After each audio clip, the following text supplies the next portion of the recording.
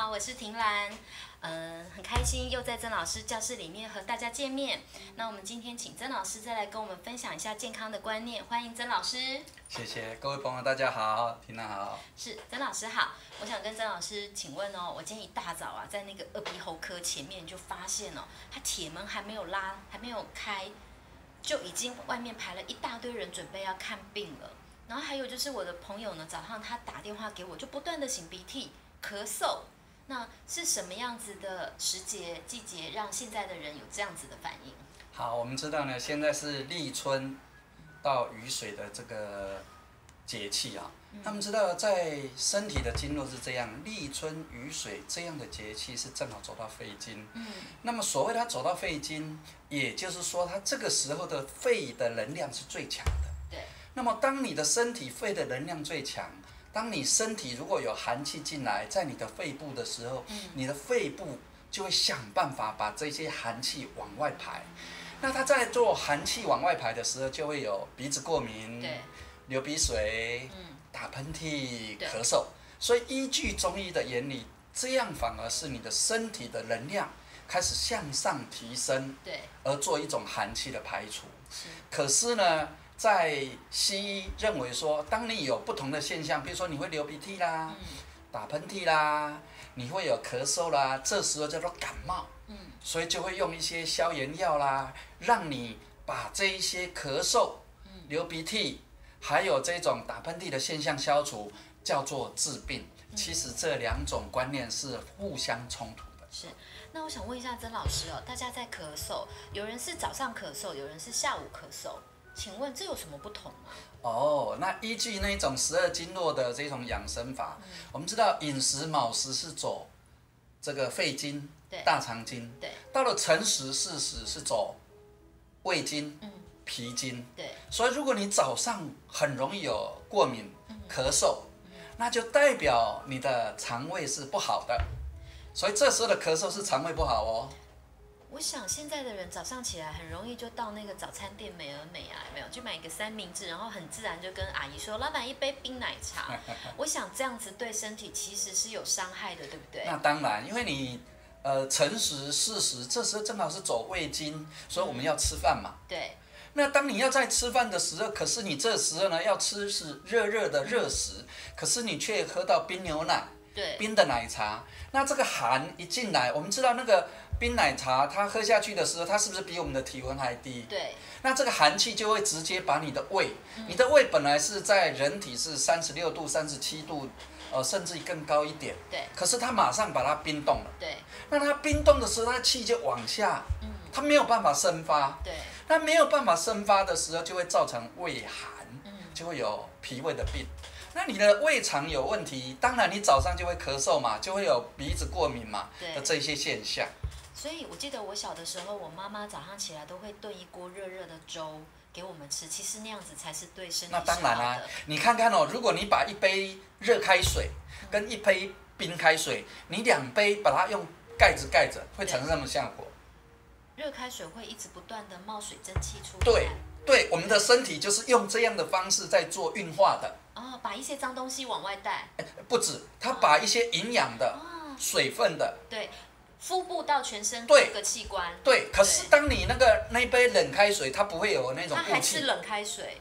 它不就是在内部这个水一喝下去，它不能够吸收。老师，你就会这样讲，就是热开水有蒸汽会循环，冷开水它就是冷开水。那你的身体应该要有这些热气在腹部，可是呢，你竟然喝了冷的，那它又是比你的身体的温度低，所以它一下来的时候胃寒。那胃如果它传到了肺部，就变肺寒，肺部的寒气，那这些寒气就会造成鼻子过敏。因为我们第一口喝下来，一定都是先从我们的食道嘛，然后气管慢慢下来到可能胸口还会凉一下，然后再进入胃，觉得哇凉凉的。所以我们除了不可以早上起来喝冰的东西之外，可能凉性的东西，譬如说前一阵子好流行精力汤，其实这样子也对身体不是一种好的。这不是养生，这是慢性自杀。外国人可以，为什么？因为外国人他生了小孩，他就可以下去游泳，我们中国人不可以呀。你一定要坐月子，而且要用那种麻油鸡，对不对？所以我想到了早上起来，我们这些女生怕胖，到了 Seven 很自然就拿了一些那个叫什么生菜沙拉，其实也对身体好，我来举一个例子哈。你看哦，一杯水，如果你把它放在冰箱结冰了，它会溢出来，对，膨胀，因为它膨胀了嘛。对。那人如果太寒，它也变膨胀了嘛，所以它就变胖，它就会老化，有斑，有水分，然后水水的。在这个地方就跟各位朋友分享一个上一次曾老师教我的一个小秘诀。曾老师教我说，我们女生很容易宫寒，所以肚子大大的。他就教我说，把头发吹完的时候，顺便把吹风机拿来吹一下肚子，然后呢避开肚脐，因为这样比较不会吹到风。我发现我那一阵子这样吹，我真的很自然的，体重没有什么太变化，但我身形有变得比较紧致哎。其实我们要发觉，你自己有没有那种畏寒的现象？你只要用手摸你的肚子，如果你摸凉凉的，那就是畏寒。或者胀胀的，碰兜。对，那么我们刚才有讲到了，早上的咳嗽是脾胃的问题。对。那晚上呢？比如说在黄昏，3到5点，这是申时，走膀胱经。对。那么到了5到7点，这是酉时，它是走肾经。如果在这个时候咳嗽的话，就是肾功能不好。肾功能不好也会咳嗽哦。因为肾，人家说油肌令，油肌少。像我有一个朋友，他就常常在这个时候咳嗽啊，他吃了很多的咳嗽的药，就吃不好啊。对。后来我就告诉他说：“哎，你可能是油肌少。”我说：“你去买肾气丸。”对。他吃了之后，他说变好了。对。他吹到风不会咳嗽了，所以这个是油肌少，所以不是只有这个呼吸系统会咳嗽，连肾不好也会咳嗽。是，那万一有人是半夜咳嗽呢？那半夜咳嗽那是寅卯咳，对，那就代表你是肺部的寒气。那肺部的寒气就是说，譬如说有时候我们外出的时候，那外出的时候你可能吹到寒风，那这个寒风它很可能就会进来这个肺部，它也会造成那种呼吸系统的问题啊。对。那这种寒气它表现出来，虽然也是咳嗽，虽然也是打喷嚏，对，虽然也是有痰，可是呢，这时候就有学问哦。你到底是有痰的，没有痰的，对，或者是你这个痰是黄色还是白色的，这就有学问了。那老师，我们要怎么分辨？就是说，如果我们一直都咳不出痰，好，那么这时候叫做干咳。对，干咳最难治。那怎么办呢？那你干咳的时候，其实你会咳，它就代表说它体内有寒气要出来。对。那有寒气要出来的时候，这时候切记在吃寒凉的水果，它就会更咳。可是像我妈妈，她每次都是咳不出来，然后我姐姐就会去买椰子汁让她降火气。你要分清楚它是少还是量少。所以像我妈妈这样，就是如果咳不出痰的，这样的话算是拎少嘛？它是最难治的，你一定要让它，譬如说它有没有白色的痰出来，白色的痰出来的时候叫做冷痰、冷咳。那冷咳的时候，你不可以再吃这些寒凉的东西，一定要吃热性的食物。比如说喝热水。对。其实咳嗽最好的方法就是喝热开水。因为喝热开水会让我们的气管扩张，对。然后里面它在咳的时候可以帮助咳的时候效果就是痰会比较好出来，对不对？是因为你咳，你就是要让它松嘛。对。那松是不是热胀冷缩？对。热了它会长。对。它长的时候你才会舒服嘛。是。那如果有人他咳出来是黄色的痰，那你这时候可以吃一点，这一种。这个有维他命 C 的一些水果，对，比如说像葡萄柚啊，像这一种感冒型的，你吃葡萄柚它很好啊，维他命 C 呀，对，这些都非常好。不可以，譬如说你如果是量少，你就不可以吃水果。所以我们要先分得清楚。对。我们如果是冷咳，就不能够再吃寒凉的东西。是。但是如果我们是热咳的，像它咳出来的痰如果是黄色。可是你要了解到因为我们台湾是热带型气候。对。那么热带型气候，大部分的这里的百姓，他的身体都会偏寒凉。那你看寒带的这一些的人，他们几乎都是内分泌的问题。对。所以热性的地方，我们就会比较喜欢接触到的就是寒凉的东西，所以身体就容易寒凉。对。那既然你的身体寒凉，那你又有这一些所谓的这种打喷嚏啦对、流鼻涕啦、咳嗽啦，大部分都是寒气的问题。那中医寒气你就是要让它出来，出来才会好。那如果你这时候吃一些消炎药的话，就会把它压抑。压抑的时候，你的寒气出不来，久了之后就变成过敏，就变成那种气喘。老师，您提到那个咳嗽打喷嚏，我发现咳嗽打喷嚏的还会有一个并发症，就是异位性皮肤炎。对啊，譬如说你如果常常在咳的时候，因为你是凉少，对，那么你这时候在用消炎的，你在用那种类固醇的东西，你把它压制了，对，它不出来了，所以它就在体内酝酿，将来就比较容易有过敏，对，异位性皮肤炎，因为肺开窍在皮毛，对，那所以你看看为什么我们皮肤吹到风会咳嗽？肯定嘛，因为肺开窍在皮毛，所以你从皮毛进来，它就到肺部嘛。所以你一出去寒凉，比如说下雨天，你就耍帅，对，不撑伞，对，那这时候这个寒气从皮毛进来就到肺部啦。那到了肺部的时候，如果它要做清除的动作，你又压制它，那当然就会异位性皮肤炎啊，就会有那种鼻子过敏啊、哮喘的这一种问题。老师，你如果这样讲，我突然间发现它是一个循环呢。因为冷风它借由我们的皮肤进来，先从我们的表到我们的里，可是我们的身体如果要排毒的时候，就要先从我们的里，再慢慢的往外拓展到表。所以其实当你有异位性皮肤炎的时候，肯定在我们的肺部里面都有非常多的寒气在了。是，以中医的原理，因为肺皮毛相表里。所以如果我们要治异位性皮肤炎，不要去擦那些药，应该要让你肺部里面的痰先出来。那你的异位性皮肤炎自然就会好。它也很容易造成便秘的问题啊，因为肺大肠是相表里啊。譬如说你上厕所的时候不出来啊，你再用力就会喘啊。为什么？上厕所怎么会跟肺部有关系呢？因为肺大肠相表里。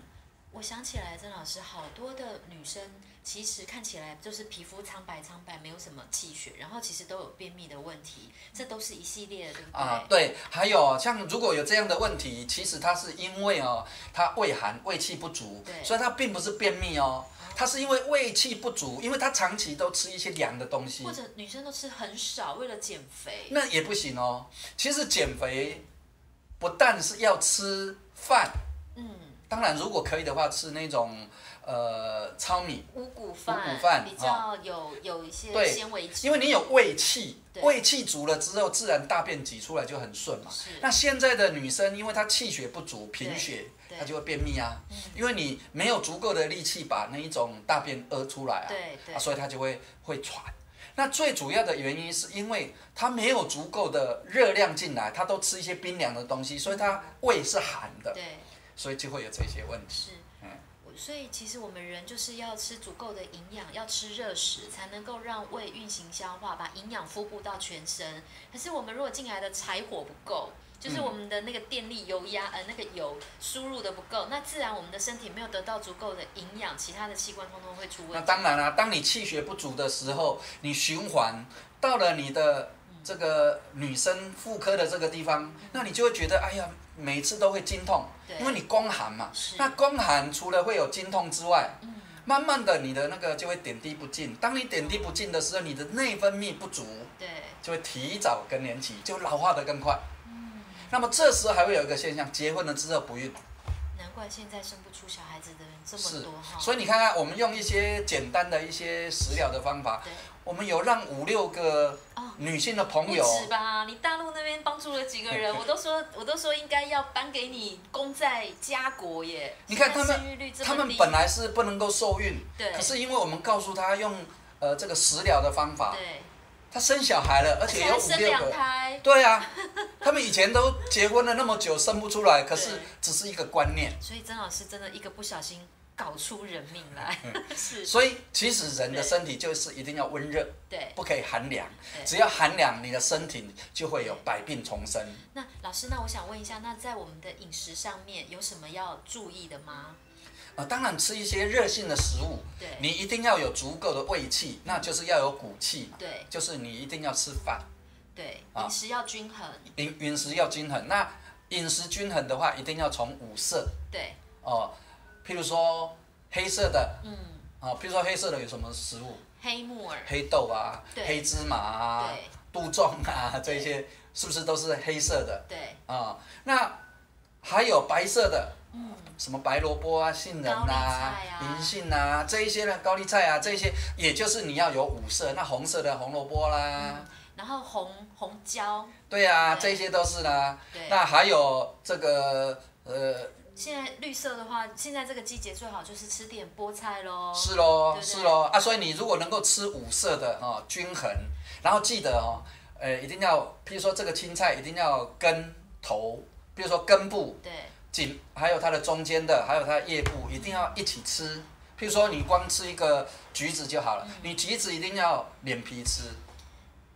老师的连皮不会是连橘黄色的皮吧？就是白色的那个，橘黄色的那个皮也可以啊，它叫陈皮啊，是晒一晒陈皮，它干嘛？有你肚子胀气的时候，就是要陈皮来理气啊。有，曾老师已经不断的一直在跟我们提醒，就是说我们如果吃食物就要吃完整的食物，所以我们都尽量，譬如说曾老师你会教我们，如果吃地瓜的话，不要削皮，我们尽量把地瓜皮刷干净，对不对？然后你如果没有加，你如果把皮削掉，就容易一掐生。对，哎呀然后譬如说吃水果就尽量买一些，譬如说苹果的话，我们就买当地的水果，然后尽量是没有打蜡的苹果啊，我们就连皮把洗干净一起吃。香蕉也可以连皮吃哎。好，下次教给你。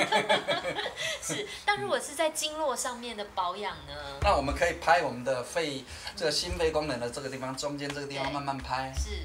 那不见得一定要拍到那个出痧啊，很多人都用力拍，其实这样反而会伤到我们的那个经络。然后还有就是我们天气现在慢慢热了哦，那就是接下来就会吹冷气嘛，就会吃凉的食物，所以是不是我们在这个地方除了拍痧保护经络，其实我们在衣着上面，在吹冷气的时候就尽量不要吹得太凉。